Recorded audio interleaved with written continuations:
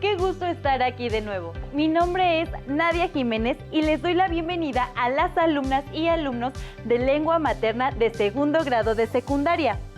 Antes de iniciar, les recuerdo que debemos seguir cuidándonos lavando frecuentemente nuestras manos con agua y abundante jabón, usando el cubrebocas adecuadamente de forma que proteja nariz y boca.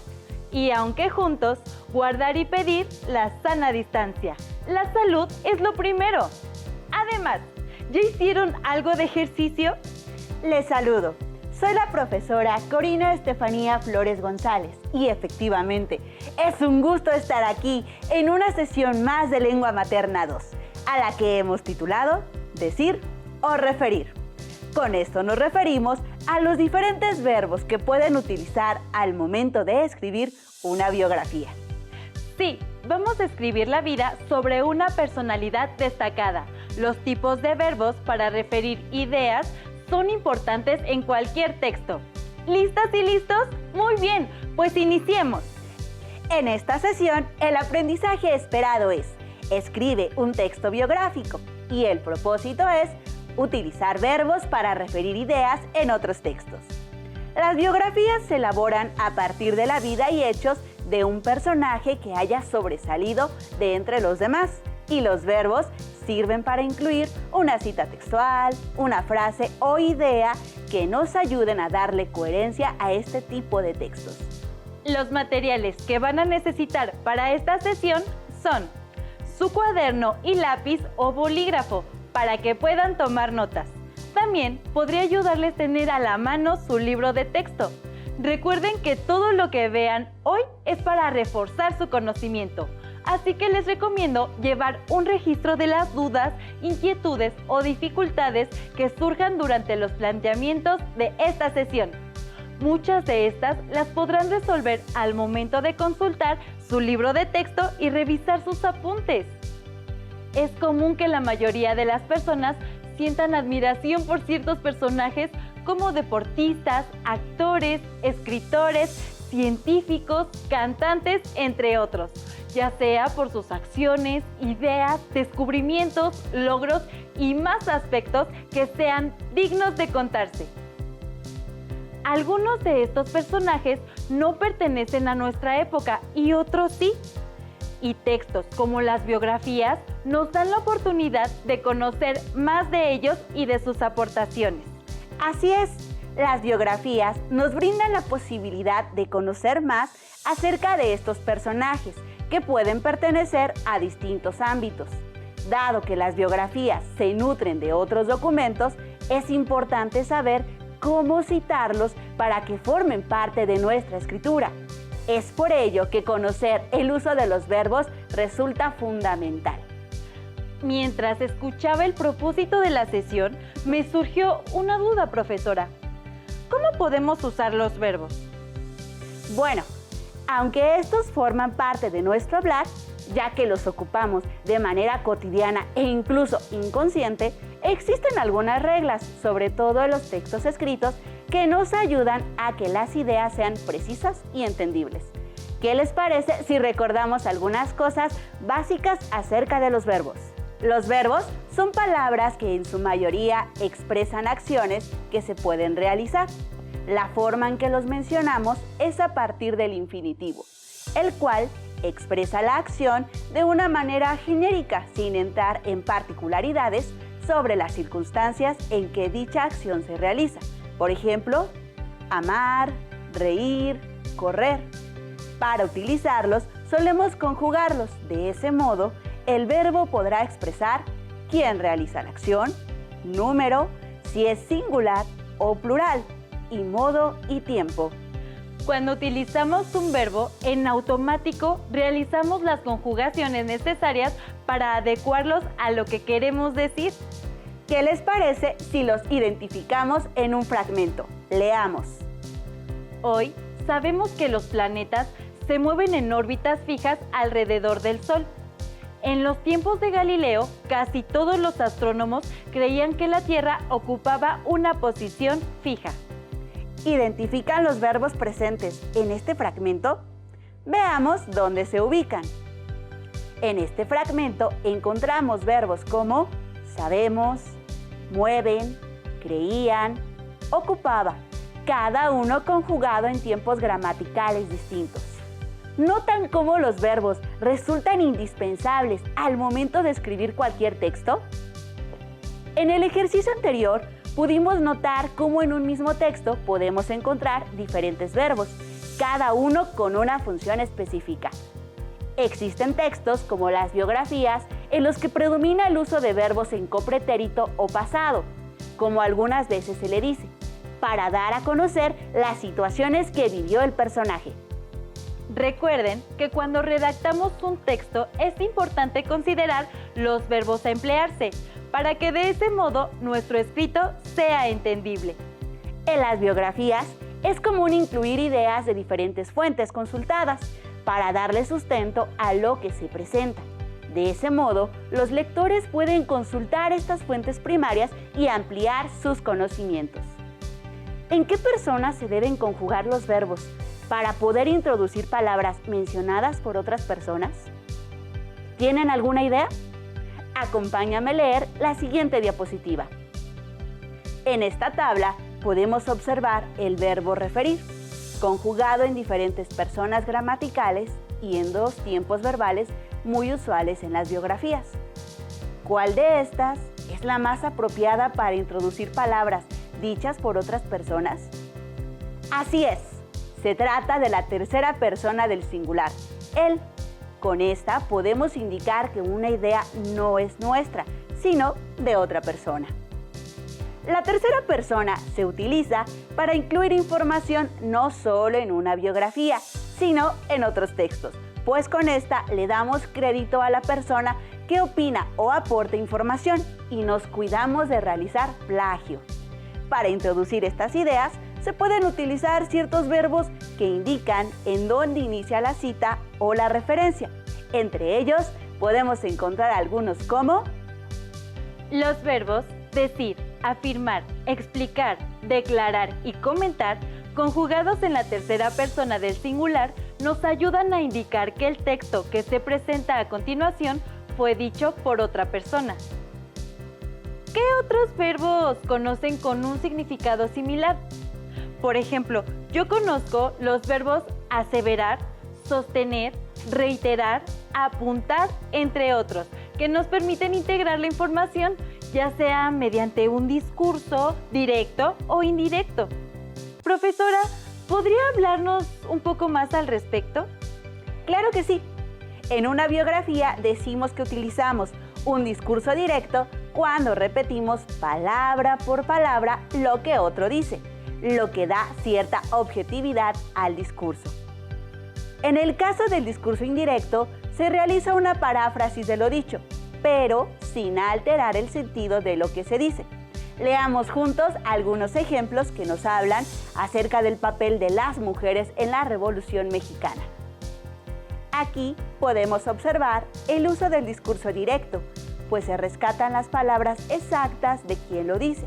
Además, en el recuadro aparece el verbo enuncia, que nos ayuda a introducir esta idea en el escrito. En este segundo fragmento, vemos el uso del discurso indirecto, pues se parafrasean las palabras de quien se menciona. ¿Notan cómo las palabras afirma y menciona nos sirven para introducir la información dicha por otros? Como observaron, estos verbos nos sirven para introducir la información dicha por otros, independientemente del discurso que utilicemos. Recuerden que cual sea el estilo que elijan, siempre deben de dar crédito a la persona que proporciona la información, porque de no hacerlo estarían cometiendo plagio. Al momento de escribir una biografía, es conveniente retomar información de diferentes fuentes para complementar el texto, obtener una visión más amplia de la persona y, sobre todo, poder comprender sus motivaciones. Veamos cómo se puede hacer uso de los verbos en la escritura de biografías. Acompáñame a leer un fragmento de la biografía de Gabriel García Márquez, máximo representante del boom de la literatura hispanoamericana de los años 60 y quien obtuvo el Premio Nobel de Literatura en 1982. El británico Gerald Martin afirma que García Márquez siente una enorme fascinación por el poder. Declara que él ha querido ser siempre testigo del poder y es justo decir que esa fascinación no es gratuita, sino que persigue determinados objetivos y menciona: vean cómo hacemos uso del verbo afirmar, declarar y mencionar para introducir ideas expresadas, en este caso por Gerald Martin. Y ha llegado el momento del reto. ¡Va un reto!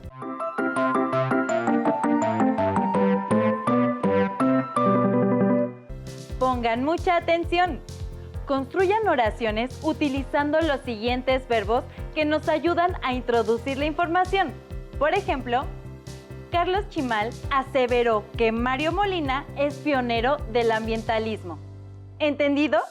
Bien, pues los verbos a trabajar son asegurar, negar, sostener, reiterar. En Latinoamérica, tenemos muchos personajes que se distinguen por su labor en diversos ámbitos, como el arte, la literatura, los deportes, entre otros. Uno de ellos es Félix Rubén García Sarmiento, mejor conocido como Rubén Darío. Él fue poeta, periodista y diplomático y está considerado como el máximo representante del modernismo literario en lengua española. Acompáñenos a ver el siguiente video. Anoten la información más relevante de este personaje, pues la utilizaremos más adelante. Bienvenidos. Hoy conoceremos un poco sobre el poeta Rubén Darío. Comenzamos. Mi primer recuerdo. Debo haber sido a la sazón muy niño, pues me cargaba a horcajadas en los cuadriles como se usa por aquellas tierras. Es el de un país montañoso, un villorrio llamado San Marcos de Colón, en las tierras de Honduras, por la frontera nicaragüense. Una señora delgada de vivos y brillantes ojos negros. ¿Negros? Puedo afirmar seguramente, mas así lo veo ahora en mi vago y ensoñado recuerdo. Blanca, de tupidos cabellos oscuros, alerta, risueña, bella. Esa era mi madre. Esa era mi madre.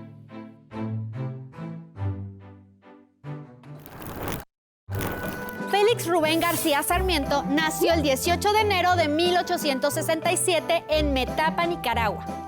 Su tatarabuelo se llamaba Darío y a sus descendientes se les conocía como los Darío, nombre que Rubén adoptó en el mundo literario. Se dice que su amor por las letras comenzó a muy temprana edad. Aprendió a leer con fluidez a los 3 años gracias a su tía Bernarda. Era conocido como el niño poeta, puesto que escribió varios poemas a la edad de 10 años. Su soneto Una lágrima fue publicado en el diario El Termómetro cuando tenía 12 años.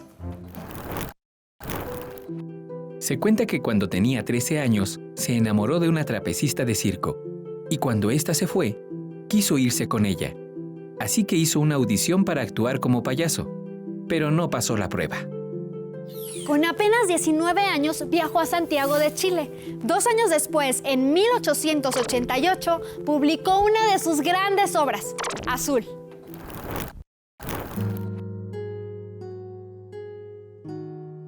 La Virgen de la Paloma.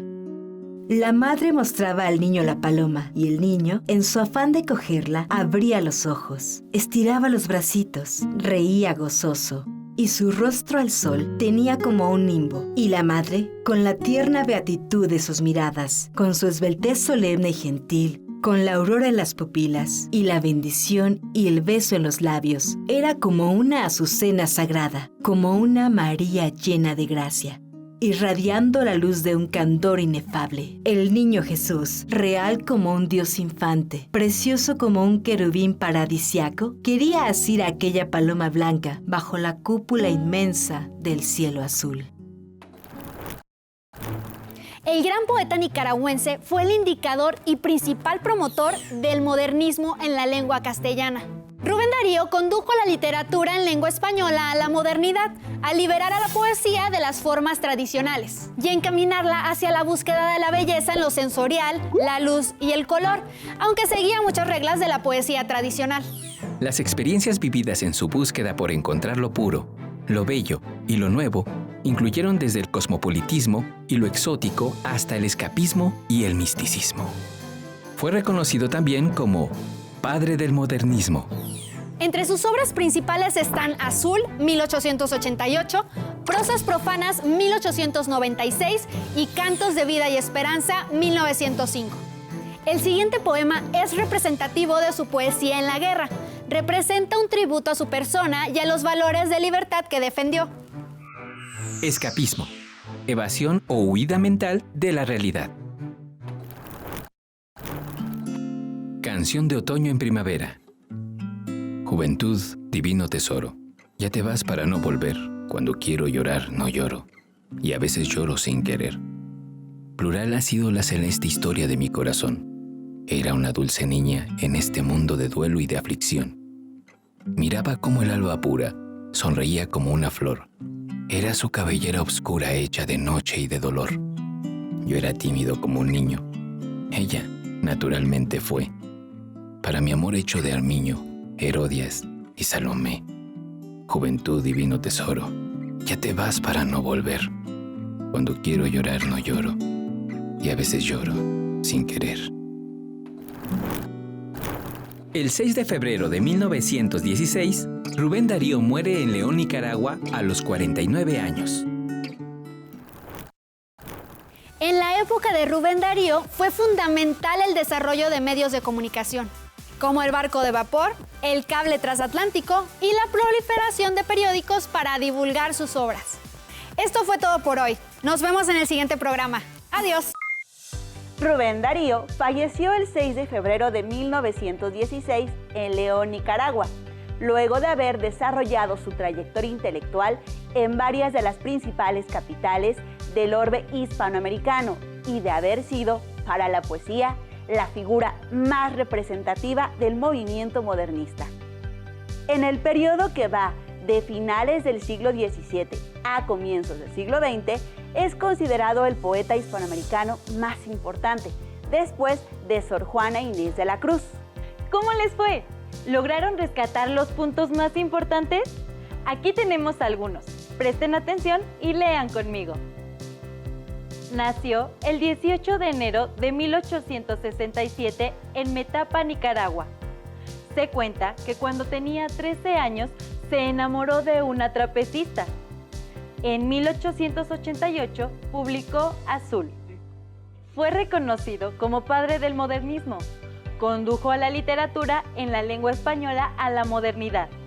Ahora que rescatamos estos datos, veamos cómo podemos integrar estas ideas para conformar la biografía, haciendo uso de los verbos que hemos visto. Veamos. Rubén Darío nació el 18 de enero de 1867 en Metapa, Nicaragua. Sus conocidos dicen que cuando tenía 13 años se enamoró de una trapecista.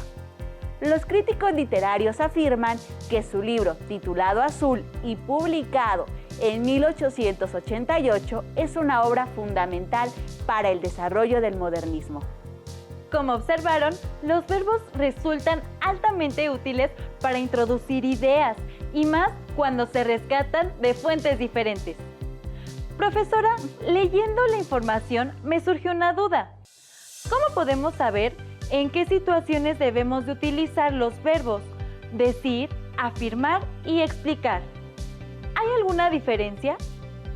Es una muy buena pregunta. De hecho, aunque las palabras resultan similares, cada una tiene usos diferentes, que son acordes a la fuente que se referencia. Utilizamos el verbo afirmar cuando se tiene plena certeza de lo que se enuncia, es decir, que ha sido confirmada. Usamos el verbo decir cuando se trata de un punto de vista que emite una fuente, y usamos explicar cuando deseamos ampliar el contenido enunciado. Veamos algunos ejemplos para entenderlo mejor. Veamos cómo se ve el verbo decir. Marie Curie ganó el Premio Nobel de Química en 1911 por méritos propios. Albert Einstein dijo de ella: es, de todos los personajes célebres, el único al que la gloria no ha corrompido, pues no patentó sus descubrimientos para obtener un incentivo económico por ellos.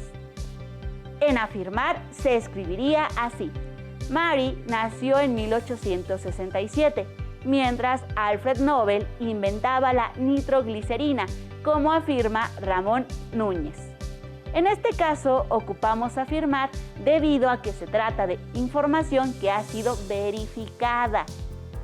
Sus documentos de la década de 1890 se consideran demasiado peligrosos de manipular. Esto debido a la contaminación radioactiva, explican en diversos textos científicos.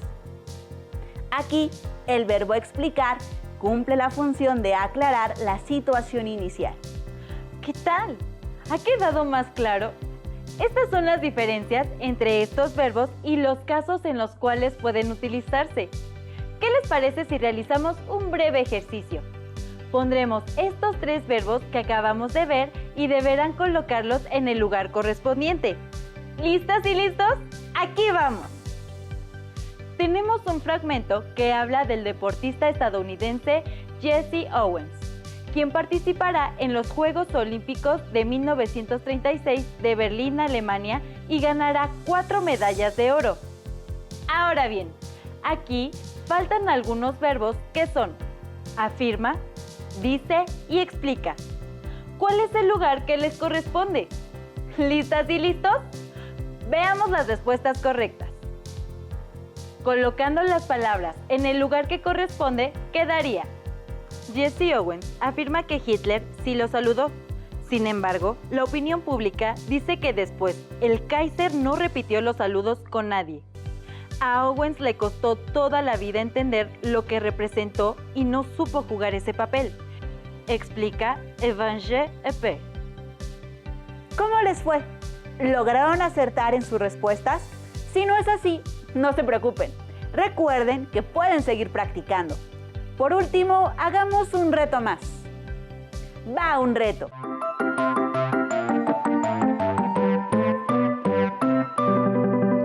Les pedimos observar la siguiente infografía de José Vasconcelos, con la finalidad de poner en práctica el uso de otros verbos para citar información de otro texto. Retomemos parte de esta para cumplir nuestro reto. ¿Sabían que José Vasconcelos es una de nuestras figuras más interesantes, no solo en la educación, sino en la promoción de la cultura? Es un personaje importante de la historia de México. ¿Me ayudas a leer lo siguiente? Claro, profesora. Veamos las oraciones con verbos en infinitivo que ustedes deberán convertir en verbos para referir ideas de esta infografía. La infografía del Gobierno Federal, que José Vasconcelos publicó su libro La raza cósmica en 1925. C, que promovió la enseñanza del civismo. También impulsó la creación de escuelas técnicas y agrícolas. ¿Lograron convertir las palabras? Veamos. La infografía del Gobierno Federal refiere que José Vasconcelos publicó su libro La raza cósmica en 1925.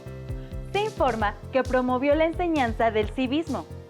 También señala impulsó la creación de escuelas técnicas y agrícolas. ¿Observaron que si tomamos esa información tendríamos que citar la fuente y que lo hicimos al principio? Bien, eso no deben olvidarlo, pues le dará más credibilidad a las biografías que decidan escribir. Estamos a punto de despedirnos. Recuerden que en esta sesión el aprendizaje esperado fue: escribe un texto biográfico, y el propósito fue utilizar verbos para referir ideas en otros textos. No olviden que pueden obtener información para escribir la biografía del personaje que eligieron de revistas, periódicos, libros, páginas web, entre otros, y que estos verbos les ayudarán a integrar la información que logren recabar. También pueden leer más ejemplos en su libro de texto de Lengua Materna 2, o bien leer los textos en los libros de otras asignaturas para que identifiquen los verbos que introducen ideas de otras fuentes. Gracias por compartir con nosotros esta sesión de Lengua Materna 2, en la que hemos compartido sobre decir o referir. Hemos aprendido algo nuevo juntos. Y si quieren volver a ver la sesión, consulten los horarios de repetición de Aprende en Casa 2. ¡Hasta la próxima! próxima.